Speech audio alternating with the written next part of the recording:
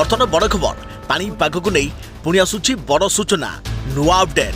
आसंता कालीठू आहरी बढ़ शीतर प्रकोप राज्य में बढ़ शीत थराइब शीत हाड़भंगा शीतर थर सारा ओडिशा 3 ରୁ 5 डिग्री जाए खसब रातिर तापमात्रा। सेपटे आग को लघुचाप नहीं बढ़ुची भय प्रबल वर्षा नहीं मिलूची सूचना। एपटे प्रचंड शीत नहीं वृद्ध शिशु को घर बाहर मना। हेलो फ्रेंड्स मु शक्ति आपन देखुचंती नरसिम्हा क्रिएशन स्पेशल। तेबे याकु नै संपूर्ण डिटेल्स इन्फॉर्मेशन जानिबा ता पूर्वरु वीडियो को लाइक करंतु जदि पाउछंती आपनकर सांगो साथी मानको वीडियोटी को शेयर करनियतु।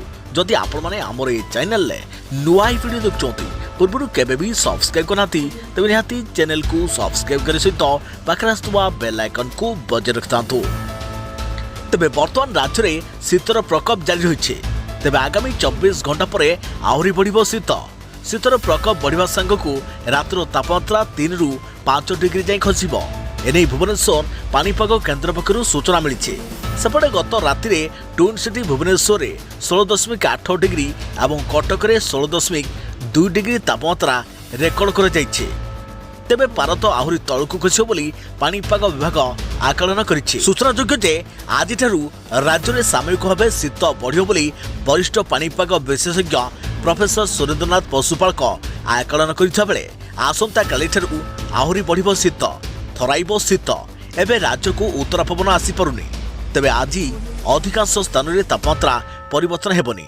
तेबे आसंता काली उत्तर पवन आसीबो और शीत आहरी बढ़िबो। परवर्ती 2 दिन पर अभ्यंतरण जिले में रात्र तापमात्रा 4 डिग्री आहरी कमिबो। भुवनेश्वर समेत केन्द्रीय उपकूल में प्राय 1.5 डिग्री कमी पारे। तेबे गत 3 दिन भितर दक्षिण अभ्यंतरण में तापमात्रा 4 डिग्री बढ़िथिला, उत्तर अभ्यंतरण 1 डिग्री बढ़िथिला एवं भुवनेश्वर समेत दक्षिण उपकूल में तापमात्रा अपरिवर्तित रहिथिला।